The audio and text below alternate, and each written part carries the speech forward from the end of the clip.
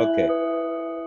Um, Jamaican religious traditions, Jamaican religious traditions, Jamaican religious traditions have a rich and diverse history. Again, Jamaican religious traditions have a rich and diverse history, particularly within Afro-Caribbean communities. Afro-Caribbean communities. And notice we say Afro-Caribbean, and that is not, it could be anywhere in the world, and Jamaicans are everywhere, they're even in Germany. When over 700 and so again, Jamaican religious traditions have a rich and diverse history, particularly within Afro-Caribbean communities. When over 750,000 African captives were brought to Jamaica over regions such as the Bight of Biafra, that's what it's called, Ghana. The Bight of Biafra, that it was called Ghana. So over 750,000 African captives were said to have been brought to Jamaica. Were said to have brought. I don't know if that is true. That was Harvard University, and some people are saying that. And research is showing that 750,000 African captives were brought to Jamaica from regions such as the Bight of Biafra, which is now called Ghana, and also from West Central Africa. During the late 18th century. So a lot of Jamaicans come from Ghana and West Central Africa, and even now a lot of Jamaicans live in Ghana today. In fact, we do a podcast, and some of our listeners are from Ghana, from that region, and we want to big up and hail up the people from Ghana. But when you start to study but we're saying that Jamaica religious, and notice we said the religious traditions have a rich and diverse history, particularly within Afro-Caribbean communities. And Jamaican religious traditions, which is rich and diverse, comes from that part of it comes as a result of the fact that over 750,000 African captives were brought to Jamaica from regions such as the Bight of Biafra, which is called Ghana, and West Central Africa during the late 18th century.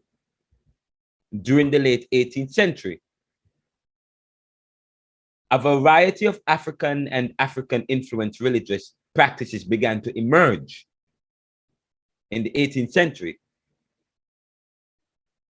One of the prominent traditions is Obia.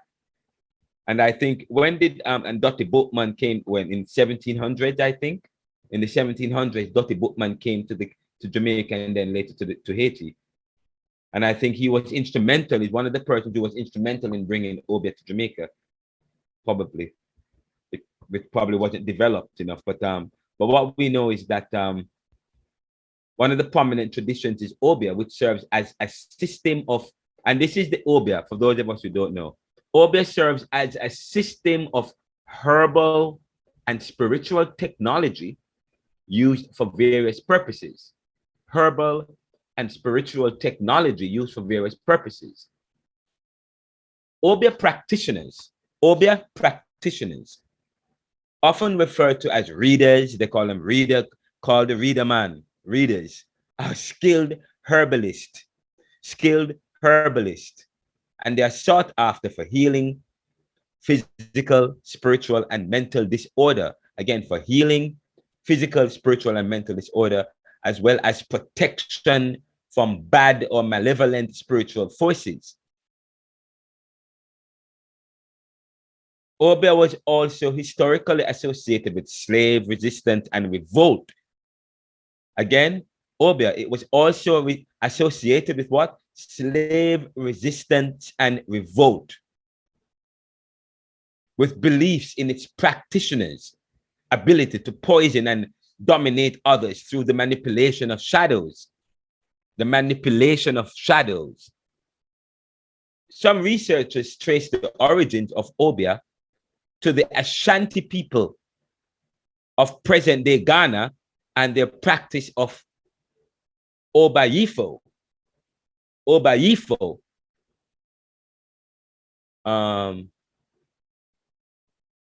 Obayifo, like, I think Dr. Bookman is from what? Is from Gambia?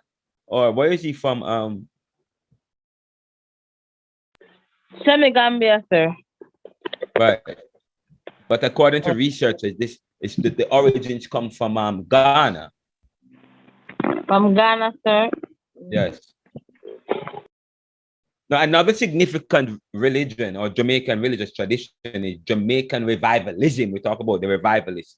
Revivalism, also known as Pocomania. Pocomina. This tradition is more structured than Obia. Revivalism is more structured than Obia.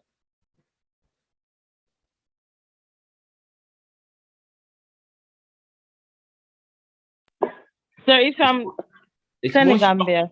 That's where he was born. Sorry. Sorry? I also not see that he was born in Senegambia. Right, Senegambia. What is that called today? It's called Sorry, sir, step out for a second. It's now called Senegal and Gambia. Right.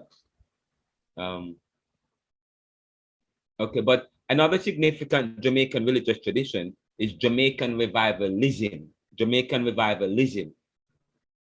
It is also known as Pocomania. And this tradition is more structured than Obia, and well, that's according to some people, it's more structured than Obia and exhibits similarities within Haitian voodoo. Haitian voodoo. You hear what I'm saying?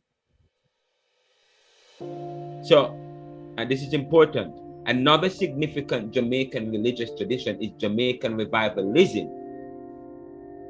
And it is also known as Pocomania.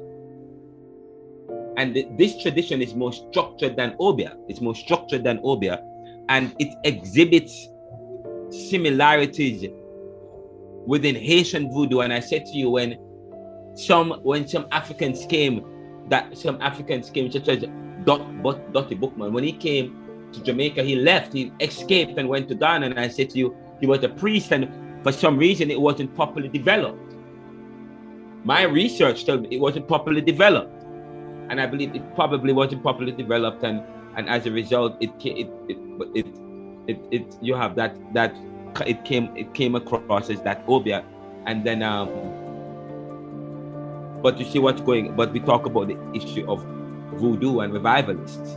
So in a sense, we say that Obia is in Jamaica, voodoo is in Haiti. But to be honest, if you study Pocomania and the revivalist tradition, there are similarities within Haitian voodoo.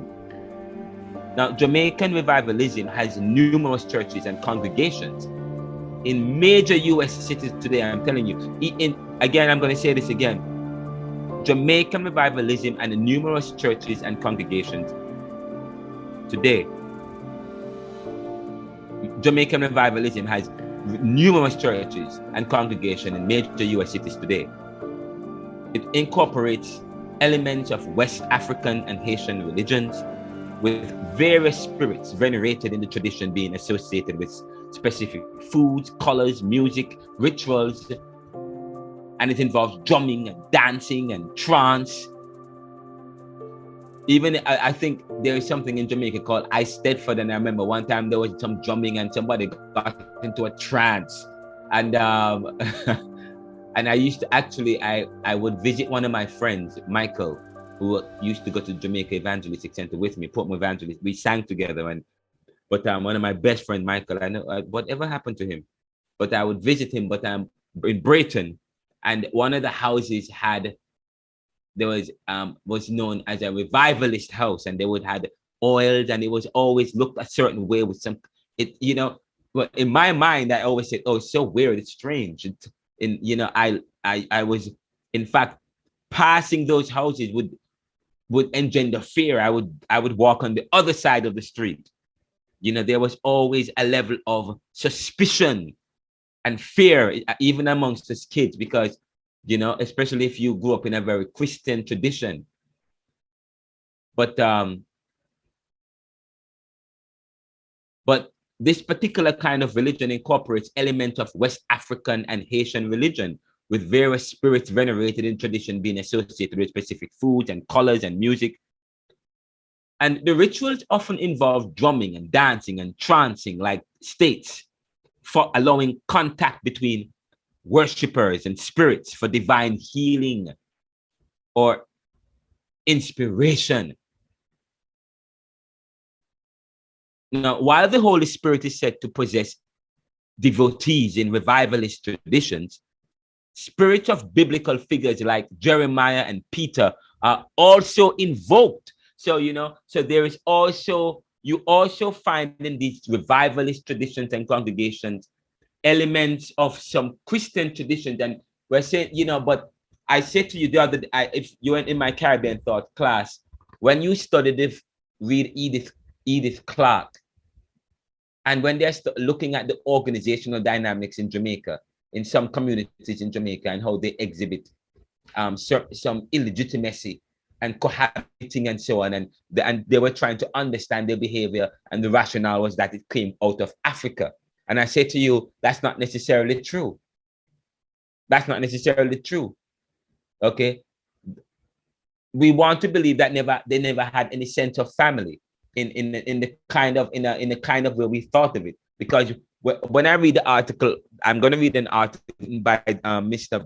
John Maxwell, and he talks about how some people, some Jamaicans and some Caribbean people were versed in the Quran, and we never thought that they were versed in the Quran or could read the Quran, or there was or they had any religion. All they had was primitive religion. But or maybe the kind of Jeremiah, maybe over time it became infused with Judeo-Christian beliefs, the African practices, with the European practices, merged into this revivalist religion. So you find instances of biblical figures like Jeremiah and Peter being invoked. But of course, so that was, and we talk about the Caribbean people represents a hybridized kind of a people.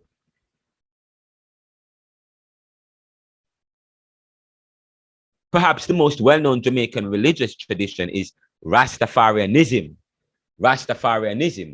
which emerged during the Depression years of the 1930s.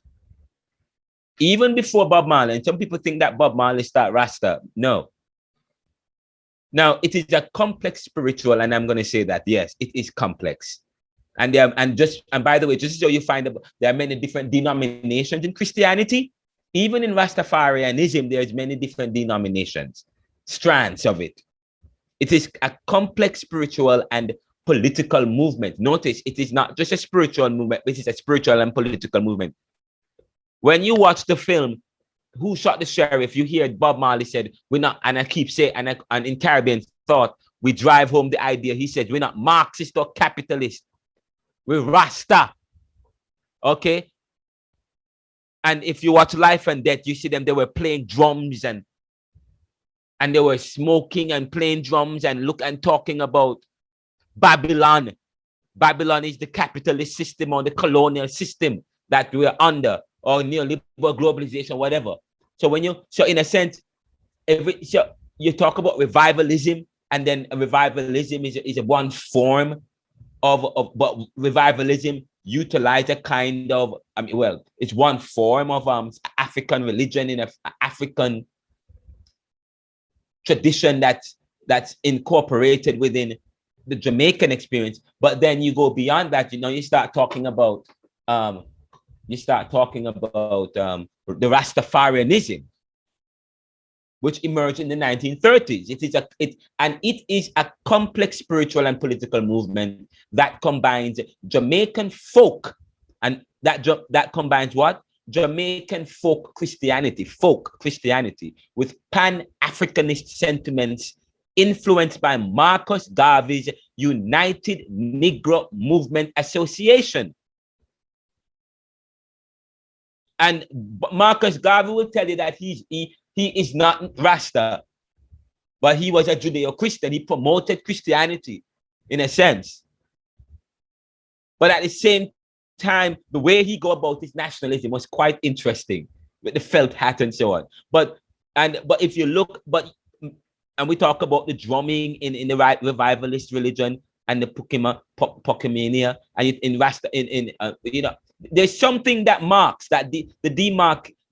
marks this kind of the indigenous Jamaican religious movements that has been inherited from their African ancestral past and the experience of colonization that created the marriage of the Christianity that was sold to them, and they're beautifully created into something that was uniquely them, that was uniquely theirs, that reflected their ideology, because we say that part of this revivalist movement, part of this obia was this element of an element of fighting against the oppressor, fighting against evil. But anyway, Rastafarianism never really included this fighting against that kind of, well, it does include fighting the oppressor actually. But it is complex, it's spiritual, but it is also again political. It's a political movement and it is a spiritual movement. Okay, that combines Jamaican folk Christianity with Pan-Africanist sentiments spurred on by Marcus Garvey. This is influenced by Marcus Garvey, United Negro Improvement Association. And you guys are well aware of who Marcus Garvey is, and Americans are aware of who Marcus Garvey is. Okay, Marcus Garvey is originally from Jamaica. He was in England. He found his way. He lived here in the US, and he ended his life in Jamaica, where he was deported back to Jamaica because they thought he was a disruptor, I guess. He was the first person to start a black political movement, and he started a newspaper. Quite beyond his years, quite interesting. And where he from Jamaica. Jamaica is always featured in history with Dottie Bookman and so on. But Rastafarians, sorry, they reject British. The important thing about the Rastafarians, they reject British colonialism. They reject, and Frantz Fanon would have been, if he lived, he would have been I would think that he would have been a Rastafarian. But Frantz Fanon, who wrote Wretched of the Earth and Black Skin, White Mask, he had a little bit of utilized a little bit of that Marxist bent. And Rastafarians will tell you that they're not socialist or capitalist. And which Bob Marley, when you look at who Bob Marley in that famous picture, was it in 1983 or something of the sort? I don't remember what year it was, where he was standing up and that famous concert, reggae concert, and there was tribal politics defined Jamaica, and he brought P and JP together, leaders Michael Manley, Edward Seaga on the stage, and they held hands together. That was a show of unity. But of course, that didn't last long.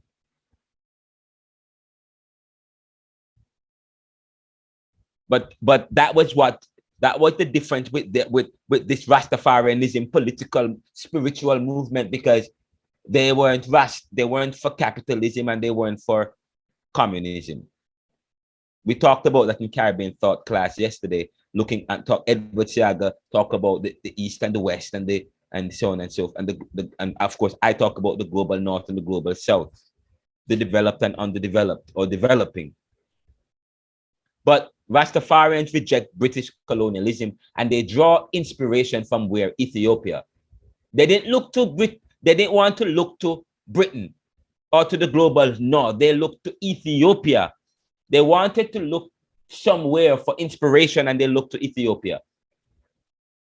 And Ethiopia was the only African land mentioned in the Bible,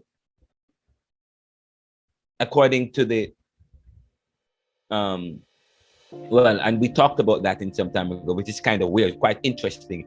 Ethiopia, the only African land mentioned in the Bible. They believe Haile Selassie, the 20th century emperor of Ethiopia, known as the Lion of Judah, to be the 225th king of biblical Ethiopia, reincarnation of Jesus, or he was, in a sense, well, not the reincarnation of Jesus, because some Rastafarians believe that Jesus is of the devil, okay? Jesus is of the devil, and they say he's of the devil because they believe that he represents the white man, and the white man, of course, is seen as representing the devil, the fact, okay, and he's devilly because of his Babylonian and diabolical lifestyle, enslavement and colonial struggle. So yes, there is this suspicious. So they, okay, so when you look at the Rastafarian movement and you study all of this, you understand, and you listen to Caribbean, and you watch our Caribbean Thought lecture, or if you've done Caribbean Thought, you guys have done Caribbean Thought, some of you, so you'll understand what I'm talking about here in terms of the suspicions that people have of the dominant class or their former colonial masters.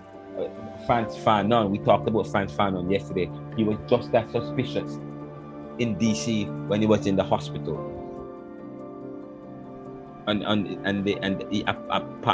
I'm quite sure he was mad that he had to leave his homeland to go to the global north for care, to find treatment, and there was none.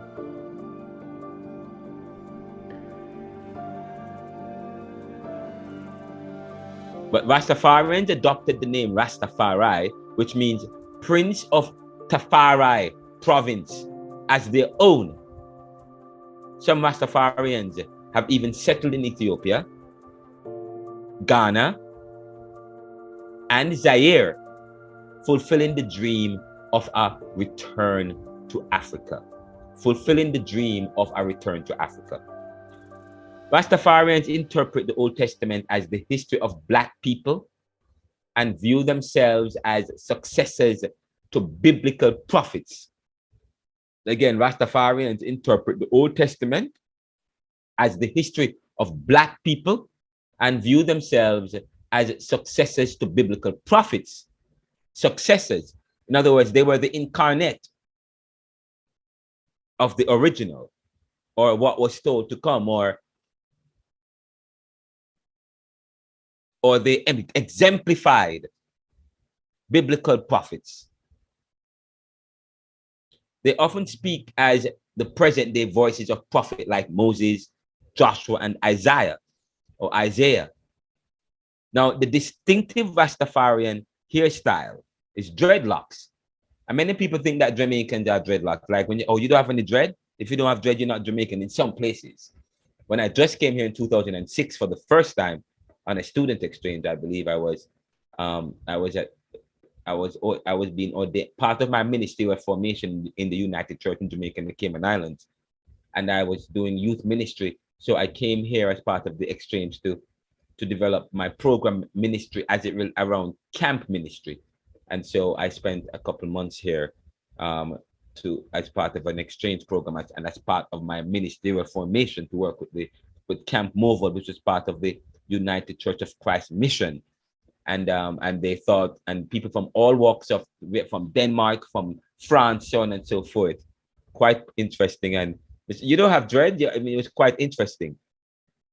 But the distinctive Rastafarian, but this is important for Americans who are watching this, who are confused about that. The distinctive Rastafarian hairstyle is dreadlocks, which symbolizes both the lion's mane and the strength of the biblical figure. Samson, remember Samson's cutting his hair, he lost his strength. So a man's hair lies in his strength. So one of the reasons why many Rastafarians grow their hair into a lock and so on, it symbolizes the lion's mane and the strength of the biblical figure Samson. Okay, so Rastafarians believe that African warriors African warriors also wore their hair in a similar style. And so the sacramental use, and this is important now, the sacramental use of marijuana among Rastafarians is considered to bring divine inspiration, cure diseases, and enhance strength.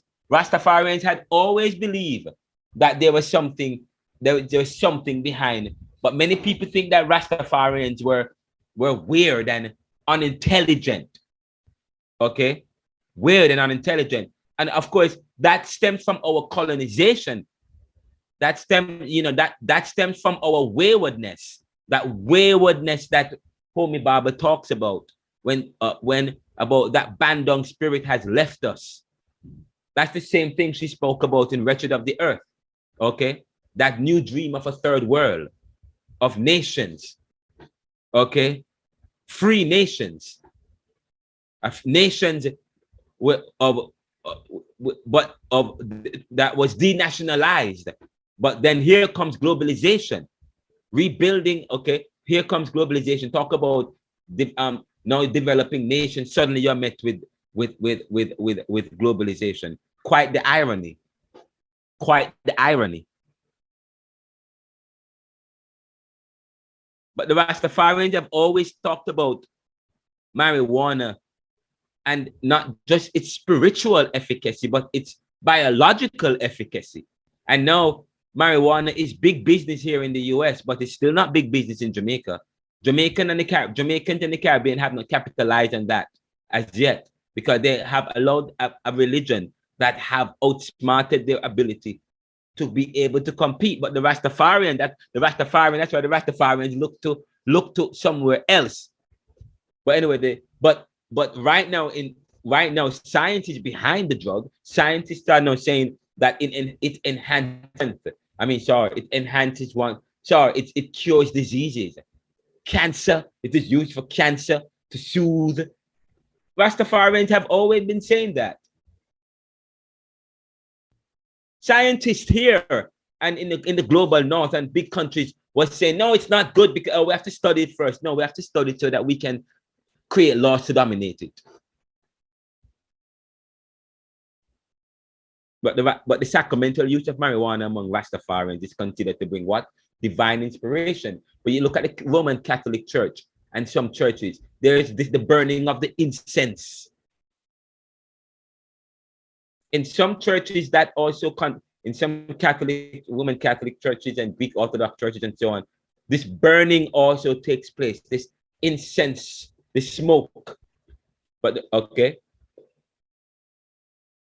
In the United States, Rastafarianism is widely associated with its reggae music, which carries the rhythm and message of the tradition. So we talk about the gospel of Christianity, Christian music, gospel music is the music of Christianity in a sense, or Christian music, because in one sense, Christian music is now considered, in a sense, white music, or inspirational music is white music, while gospel music is, white Christian music, while gospel music is black Christian music. You see that kind of evolution or transition, or in the music, in the culture and so on. Same thing with Rastafarianism. They have their music. Their music is reggae music. Many people say reggae music is Jamaican music, but more so, it's Rastafari. In fact, some Jamaicans don't look down on reggae music and dancehall music. But when they go outside of the US, go outside of their local and go to other places in the world, they see how reggae music big. All of a sudden, they love reggae music. Okay, because reggae music is international. Okay. And it has put Jamaica on the map. Yet you go back to Jamaica, there are many places and spaces at one time that didn't readily accept reggae music. Even in some evangelical and Pentecostal and very ultra conservative churches, reggae music is not or dance is not readily embraced. They still embrace a kind of music that is Christian or gospel, that follows with it a certain rhythm, that is rhythm that is European. But anyways, in the United States, where I am here, Rastafarianism is widely associated with its reggae music. which carries the rhythm and message of the tradition.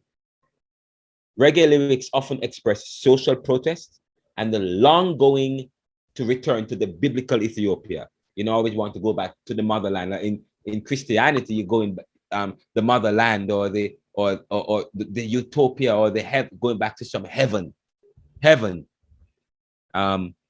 But for them, it's almost resemble what Jehovah Witness are saying here. Heaven is on earth, and the heaven on earth is Ethiopia for the Rasta. Rastafarianism, through its cultural expressions and resistance, to affirm, again, Rastafarianism, through its cultural expressions and resistance to Eurocentric Jamaican and American cultures, affirm African identity and serves as a form of protest, even to today. I'm going to say that again. Rastafarianism, through its cultural expressions and resistance to Eurocentric Jamaican and American cultures, affirms African identity and serves as a form of protest, even to today. That is a most powerful point that I want to zero in on. Okay, a form of resistance. And I said Rastafarianism as a form of resistance. But we talk about, and by the way, Rastafarianism is also resistant against Eurocentric Jamaican and American cultures. Eurocentric Jamaican. So when we talk about what is Eurocentric Jamaican cultures, we're talking about our Christianity and the way on our religion and our politics and so on is Eurocentric, which dominates Jamaican expressions. The Eurocentric Jamaican practices and cultures and so on dominate Jamaican cultures and expression. The Eurocentric Jamaican lifestyle dominates over the African identity. The word Eurocentric as against African in our religious expressions. Important.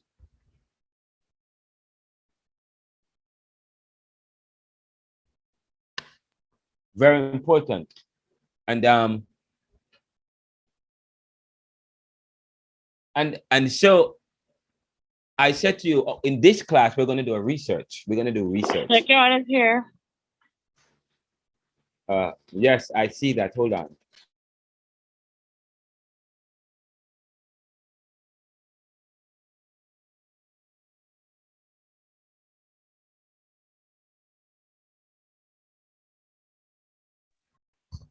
So it's quite powerful. We talk about Eurocentric,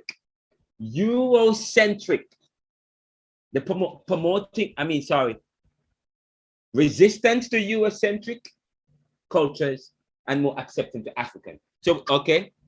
So this is quite powerful and interesting. So as you think about the presentation today, let me ask a question. Let me ask you a question. Remember last week what we did last week?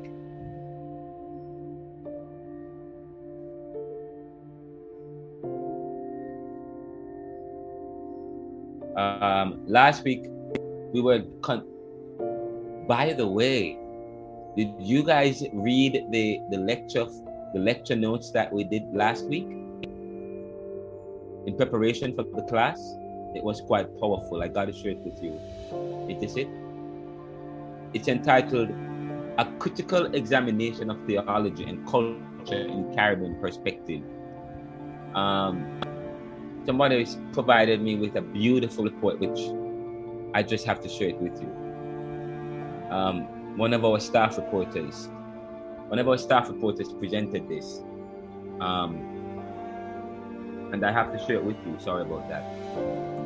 a critical examination of theology and culture in Caribbean perspective.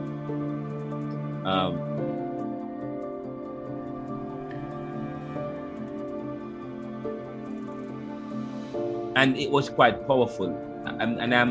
According to Johan, he said that my lecture commenced by delving into the historical context, questioning the possibility of a universal theology that transcends culture. He drew inspiration from Immanuel Kant's assertion that history is shaped by human nature and circumstances. Through the ages, humans have constructed their understanding of God based on their privileges, context, and goals. He said Reverend McKenzie referenced the viewpoint of Muta Baruka, who argued that God is a human creation, suggesting the subjective nature of our perception. However, Paul Tillich's perspective, presented by Renaldo, posited that God is man's ultimate concern, leading humanity to seek God's reality through worship, faith, or transcendental experience. As it relates to human drives and the search for truth. During the lecture last week, I highlighted the inherent human tendency to explore and discover something beyond ourselves, both within and outside our personal domains.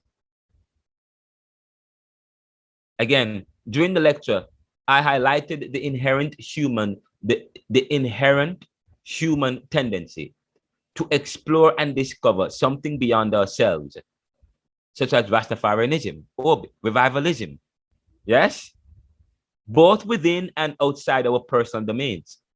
The pursuit of truth, extending beyond the boundaries of earthly life, has driven individuals to venture even into outer space. But we are reminded by Descartes' philosophy, which emphasizes the subjective nature of certainty, limited to individual perspectives. Nevertheless, throughout history, a universal and objective reality of God has often been imposed to assert superiority over others, which brought us to exploring imposed reality of God and its consequences. Imposed reality of God and its consequences. One of the central themes of the lecture last week was the consequences of imposing a universal reality of God. And I explored the far-reaching impact this imposition has had, including conquests, crusades, and the destruction of cultures. Of course, last week I shed light on how westernized, that's fine, how westernized theological perspectives have been used to justify colonization and domination. And of course, we specifically referenced how Europeans employed religion as a tool to spread our way of life in Africa and the Caribbean, disregarding indigenous beliefs and cultures. Of course, we talked about Walter Rodney's work, how Europe underdeveloped Africa, to emphasize the justification used by Europeans to promote to promote their own cultures over others.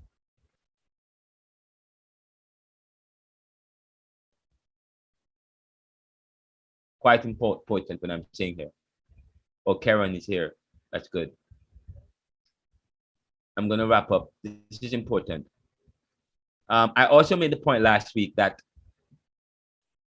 of course, I question the legacy of theology in terms of the critical reflection on the legacy of prevailing theological perspective, where I encourage you guys to reevaluate the perspectives which often limit resistance to domination and control, perpetuating strategies historically used for colonization, theology rooted in a specific space, and conspiratorial law tends to enforce compliance and control. So Caribbean theology must critically examine and challenge Eurocentric perspectives that have dominated theological discourse. And here we're talking about Rastafari. I'm not a Rasta, but That is what Rastafarianism is also doing here. It was a response to colonization and a kind of ethnocentrism couched in our colonization. But still, we still find that Eurocentrism in our Protestantism. Do we not? In conclusion, we have to have a deep introspection into the relationship between theology and culture. Okay. And by the way, our reporter, Brian, found this session to be intellectually stimulating, raising important questions about the imposition of a universal reality of God and its consequences. And I ended the class by calling us to do what? As we do in Caribbean thought. What's that, Chantel? Critically doing what? Critically examining and re-examining prevailing theological perspectives and value indigenous perspectives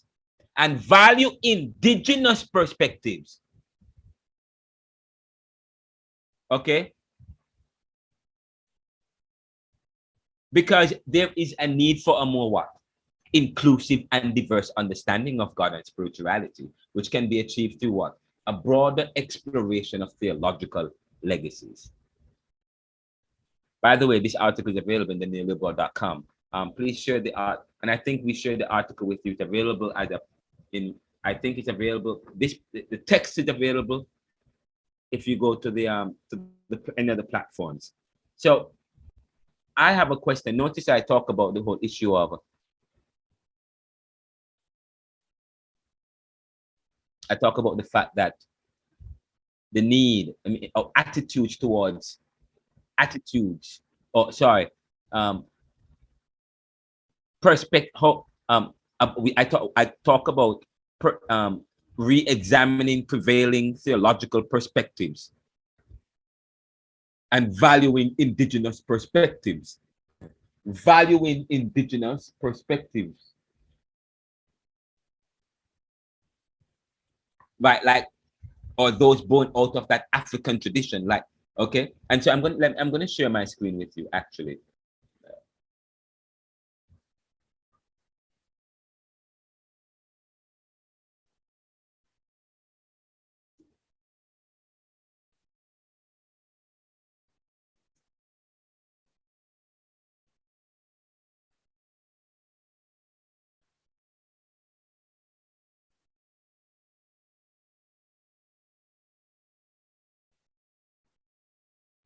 Sir?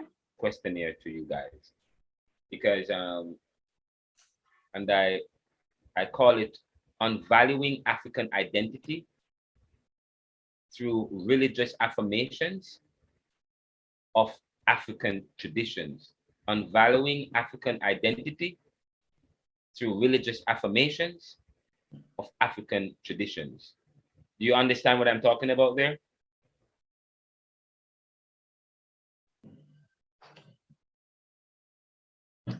Kind of. In the past, the attitude and feelings of Jamaicans towards African and indigenous spiritual practices and beliefs, customs, and/or faiths that have strong influences stemming from their urban Indian heritage or African traditions, such as Rastafarianism, Obia, Voodoo, Pocomania or Poco church and revivalists, Muslims have been negative, seen as fringe, demonic, unpopular, and even as nasty and looked down upon as against their inherited traditions from Europeans stemming from the colonialism or colonization. The Judeo-Christian faith, such as Roman Catholic or evangelicals, are seen as more favorable. You see what I just said? This Chantel. Yes, sir. You see, yes, sir. You see what happened there? Yes, sir. See the word more favorable? Yes, sir. Where I got that from? A conversation, good. Sir. A conversation. I was writing, yes. So yes, the Judeo-Christian faith. That's how people. We are in a lab. We're working together. Yes. Yes, sir. We are doing critical thinking. We are working together. That's what this is. This is good. The Judeo-Christian faith, such as Roman Catholic, Protestant, or evangelicals, are seen as more favorable and closer to the truth and the ideal in the 21st century, with more Jamaican exposure, awareness, critical thinking, and a more liberal lifestyle, especially among the young, we want to know if their attitudes are still the same or if it is changing. Of course, Bob Marley did say, emancipate yourself from mental slavery. None but ourselves can free our minds. So maybe part of this freedom comes from this. Wow, Bob Marley said that we must emancipate ourselves from mental slavery. None but ourselves can free our minds. That okay? And I will, but it begins with us. It begins with the kind of critical thinking. It begins with Caribbean thought and Caribbean theology and the work of Caribbean thought and Caribbean theology to re-examine and to revisit history. So I want us to do, I want you guys to do a soft research to find out how Jamaican attitudes are changing over time, okay? I want us to do a soft research to find out how Jamaican attitudes are changing over time and if Jamaicans today have the same attitudes or feelings, or whether these attitudes are changing based on or based in a particular location in the country. In fact, go ahead, Chantel.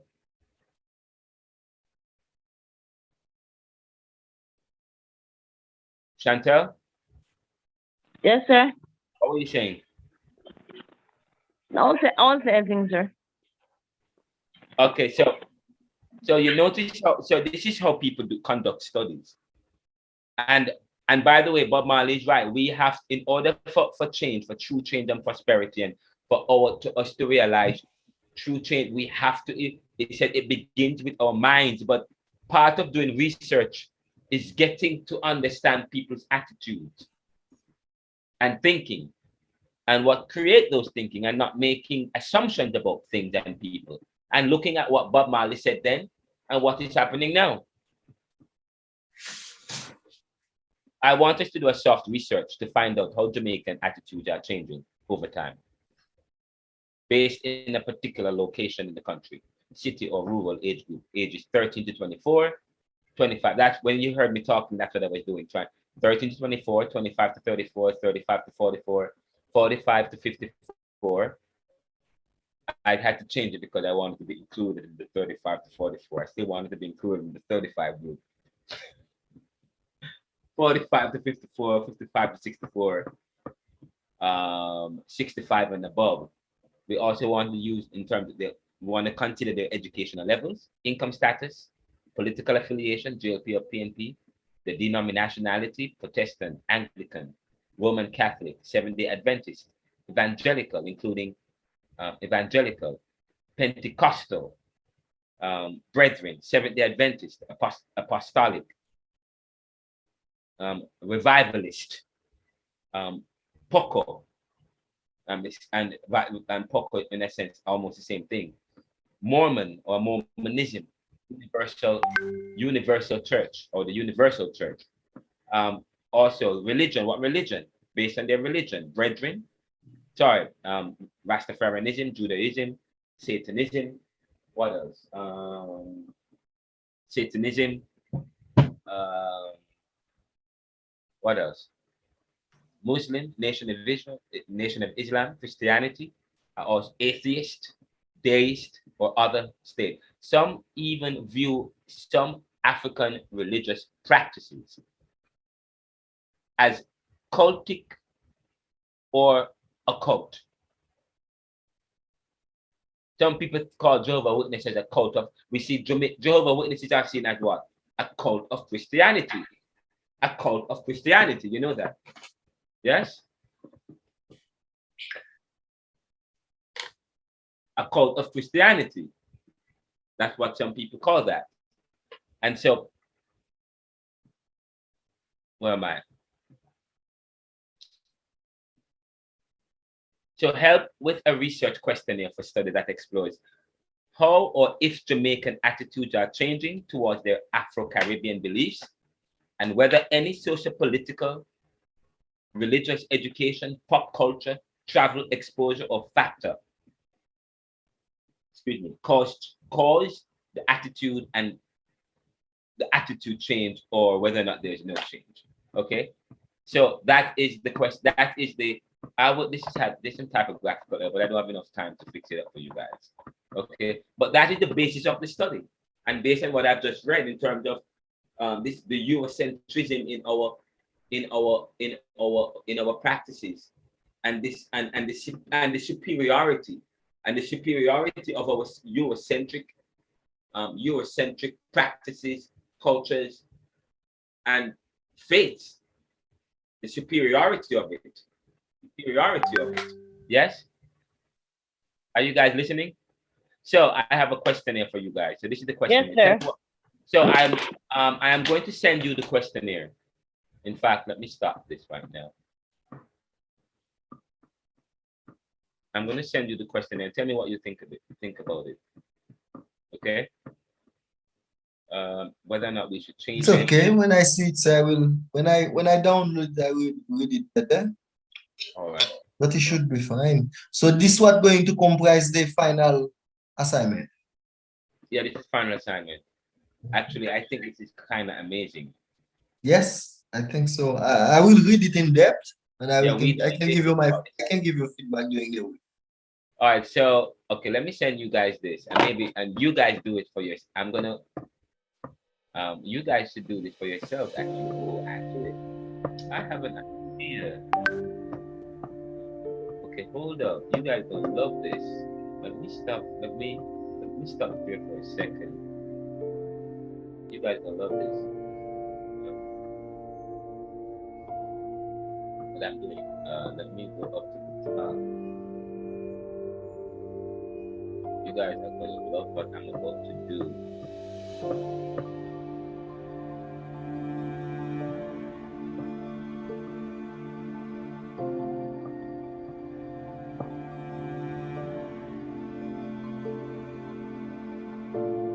I'm gonna send an email.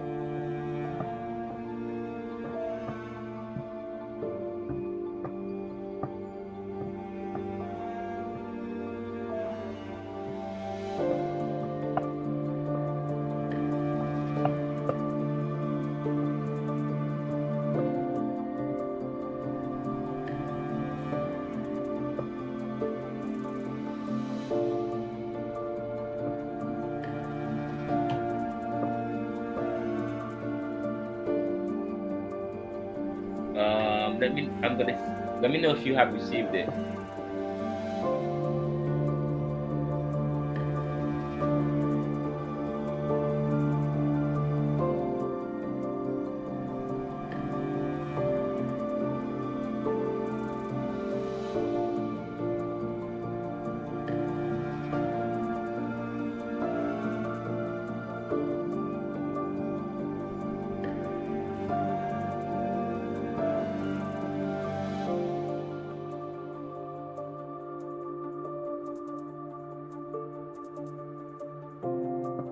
Oh my God, I love this class.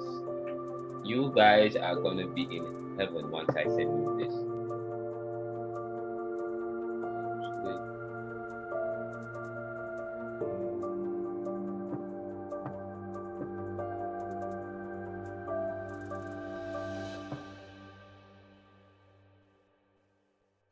And let me just pause the recording real quickly.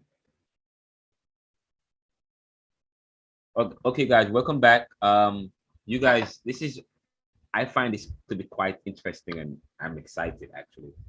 I'm going to share you a research that we're doing that I just read to you guys. I'm going to go into the chat, and I'm going to share a file. Your computer.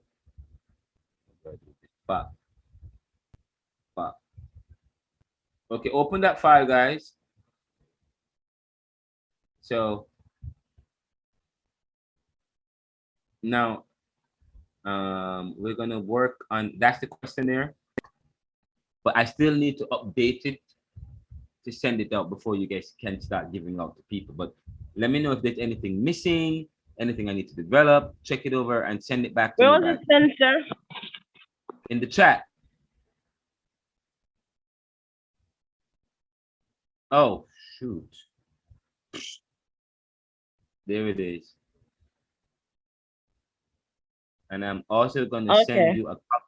I'm going to send you a copy too in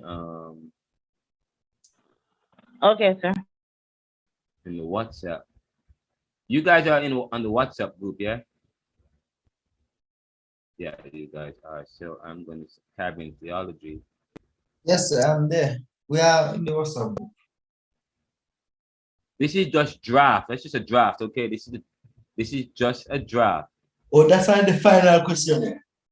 That's not the final. And it's like it's notes for the class. I put that together. It took me no time, but it's about thinking. It's about thinking. We were thinking about this from last week, anyways. But I believe that this is very powerful. What we're about to do. Okay, so let me bring it up. Bring it up here. Where? No, not this some PDF. Where is the document?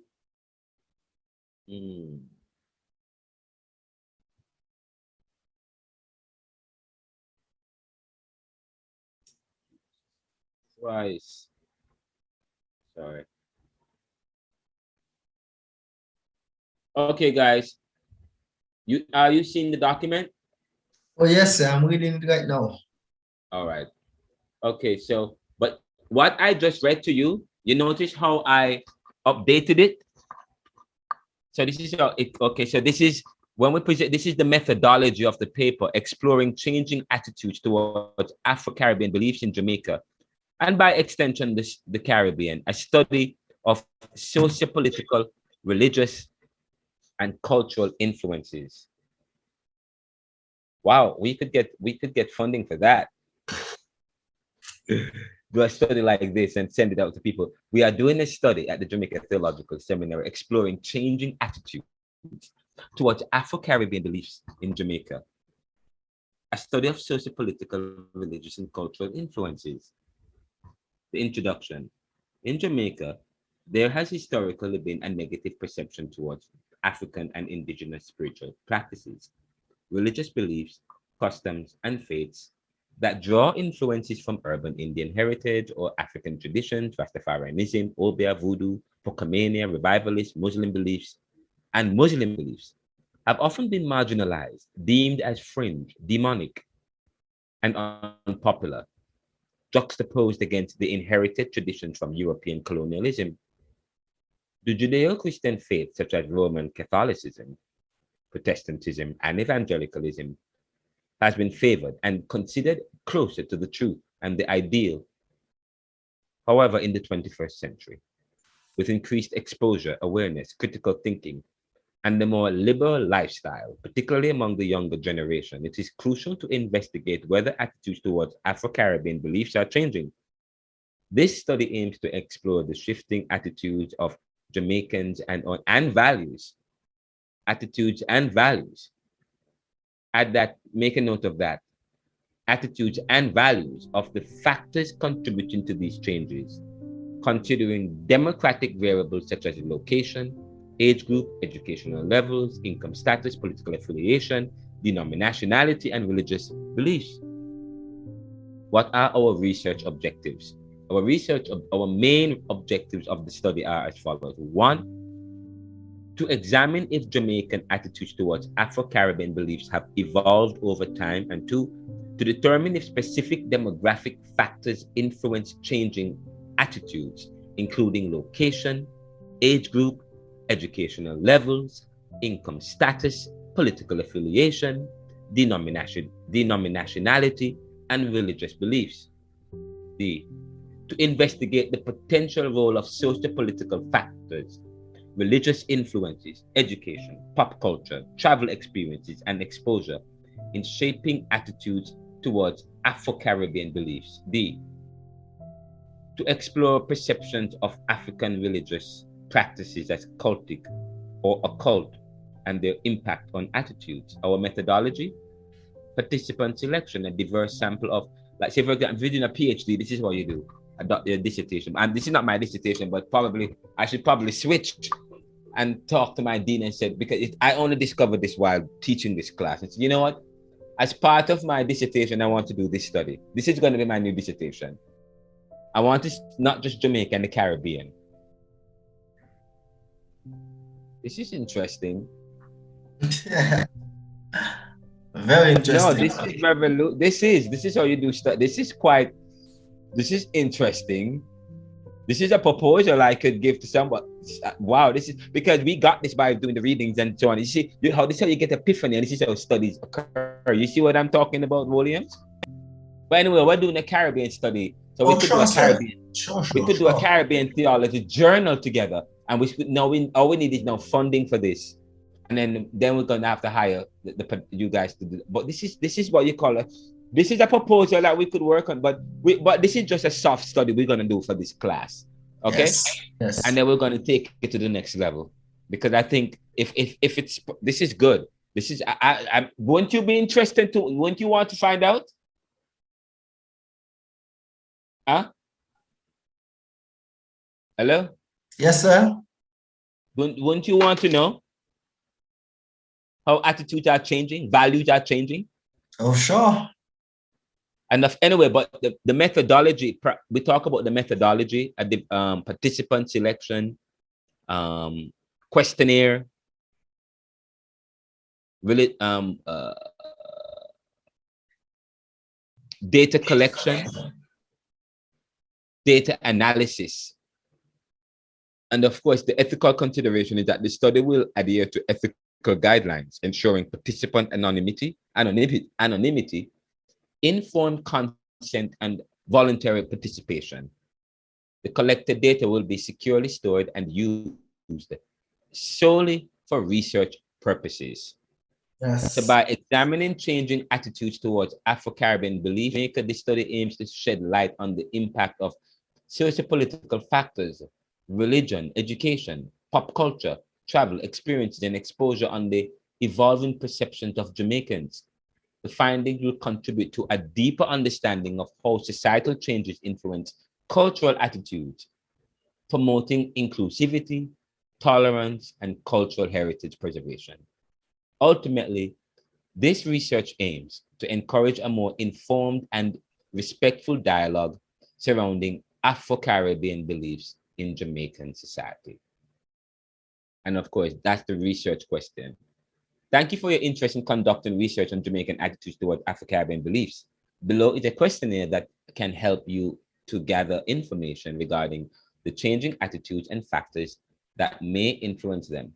You can customize and modify the questionnaire as per your specific research requirements.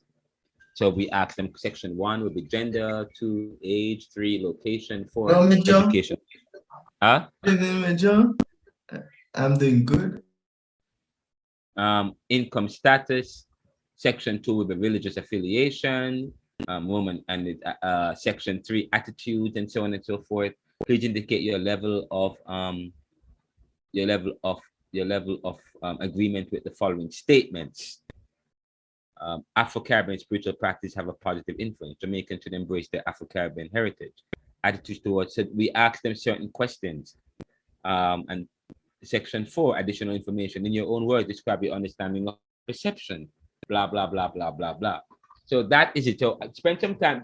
I'm going to have you go spend some time, read it. Let me know if it makes sense. I will spend some time to read it as well.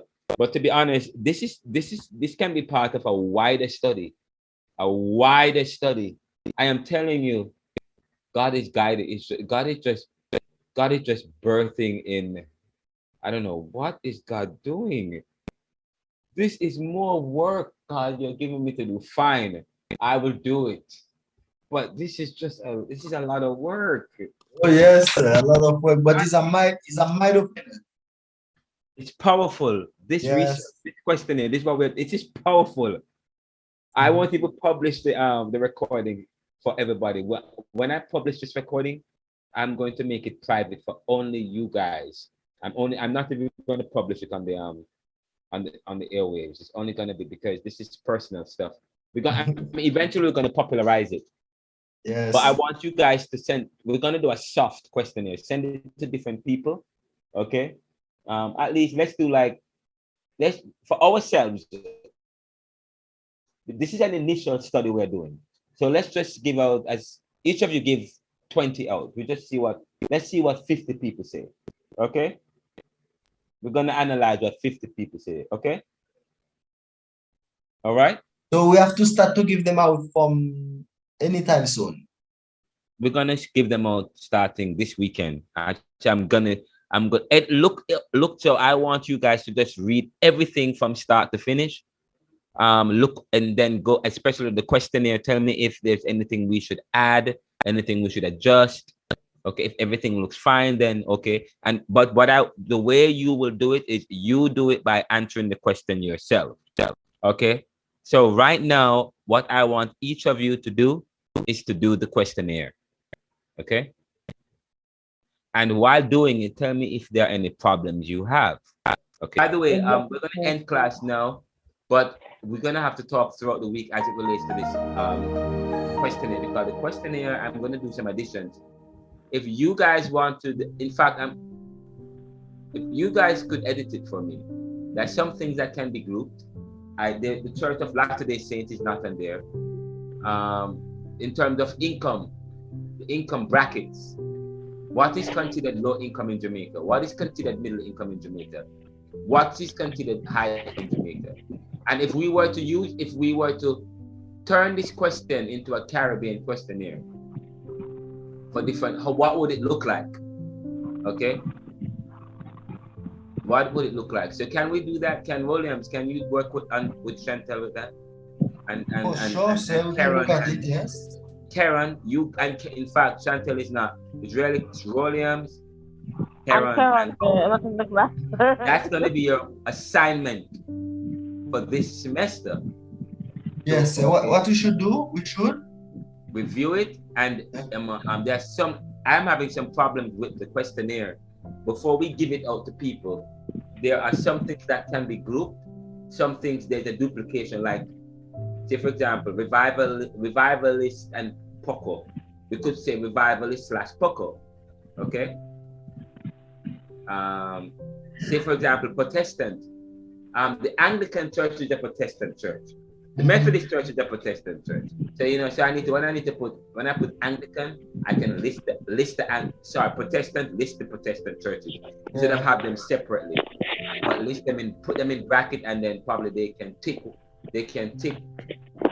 the Protestant, and then they can probably specify which one of the Protestants.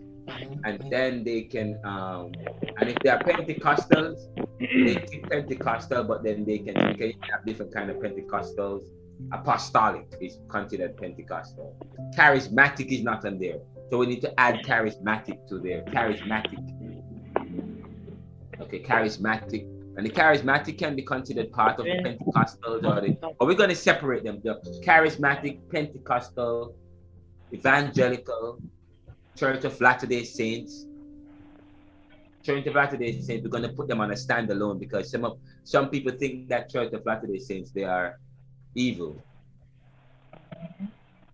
occultic and stuff. Church of Scientology. Do we have any Church of Scientology in the Caribbean? No, sir.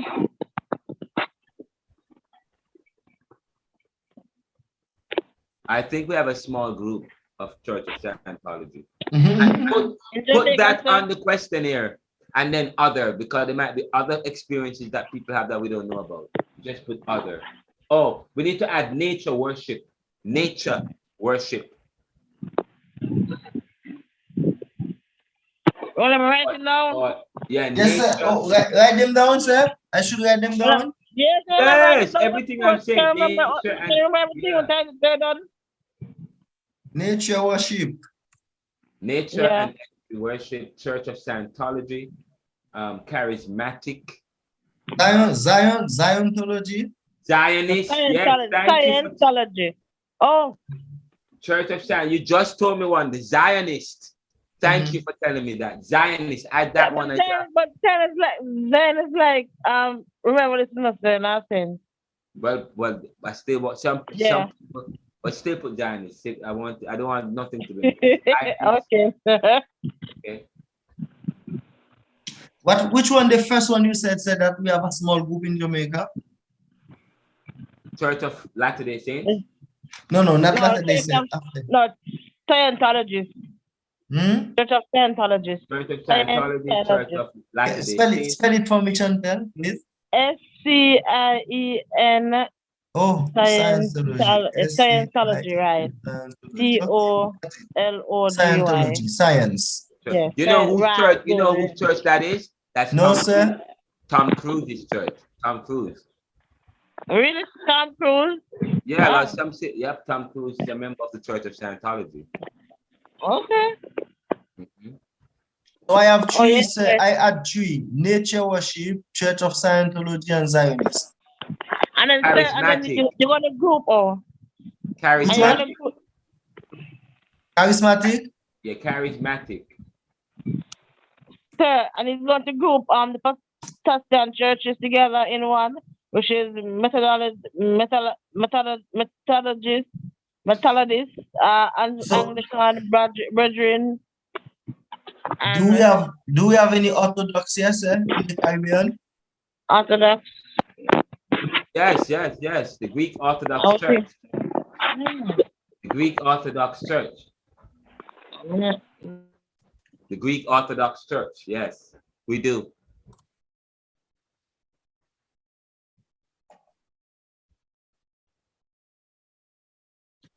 The Greek Orthodox Church. Church of Scientology, the Greek Orthodox Church, nature worship, Zionist, Church of Latter-day Saints. By the way, the nature and worship that wouldn't be a denomination. That would be like a religion or a spirit, okay, or spiritual practices or faith practice. But I would put them under religion, like nature and energy. Put that under religion. Church of Scientology.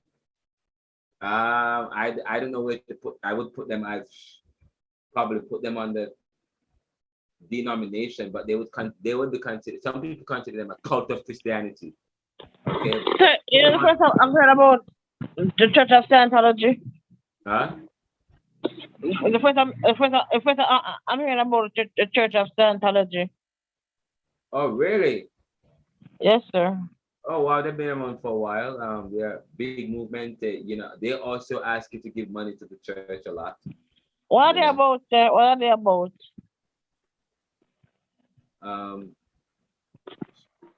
The Church of Science, they believe in science. Yeah, they promote science, the importance of science, the primacy of science, the evolution of science, Darwinism, and so on. That's the Church of Scientology. Oh, okay. The science of God. Like some people, Black liberation theology promotes the humanity of God and so on. And while there are those in the Orthodox to talk about the transcendence of God, in the terms of the Church of Scientology, they are more probably looking about the science or the science of God. They more probably point to a more scientific aspect of God. Okay. And then in terms, when you start to look at charis, a lot of these churches, when you study them, they're either different in terms, they're different in terms of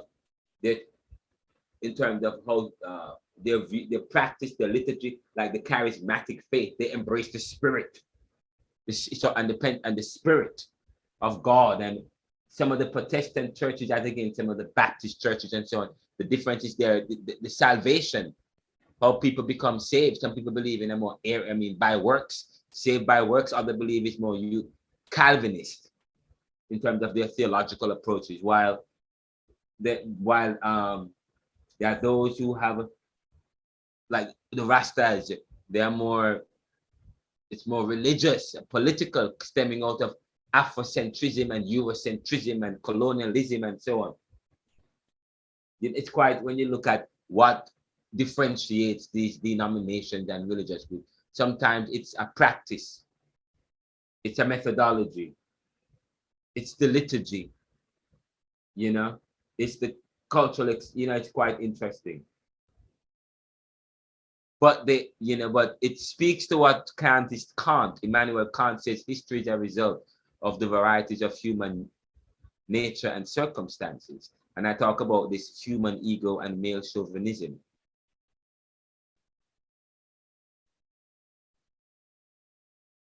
We will stop here. So do the edits, send it back to me, and then after that we will publish it. And then you guys will. We want the questionnaire to be ready by at least tomorrow evening, so that by when you go to church on Sunday, or you can start or Friday, Saturday, Sunday over the weekend, if you have time, start sending it out to people to complete. Okay. All right, sir. But you got the ball is in your court, William. Yes, well, all those that we call now, I add them to the paper. Let me see: Nature Worship, Church of Scientology, Zionist, Charismatic, Greek Orthodox Church, Church of Jesus Christ Latter-day Saints. Yeah. I think I have all of them. Right, that's perfect. That's good. What about this one, sir? Is it a church or some kind of worship in Jamaica? That's what I read up. I wrote about it in my paper. They convince ritual practice in Jamaica. Yeah, I think Jade and John Smith, the guy Smith, was the founder. Convince. Smith. That's what they call it. Church of the Latter-day Saints. That's what you're talking, right? No. Convince is something in Jamaica. It's like Kokomea. What is it called? Convince. Spell that. Yeah. It's Convents. Yeah, it's CONVINCE. And you find that mostly in St. Thomas, Portland. Well, it's in my paper. Oh, I read your paper. I haven't read it yet. That's why I didn't let you present. I want to read it first.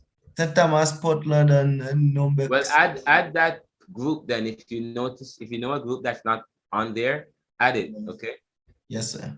And we're gonna give it randomly to different people, but try and capture people in different age groups and demographics and so on. Try and mix it up, okay? Yes, sir. Work with Chantel to I will. And give her. Chantel, if there is anything to add, you let me know, please.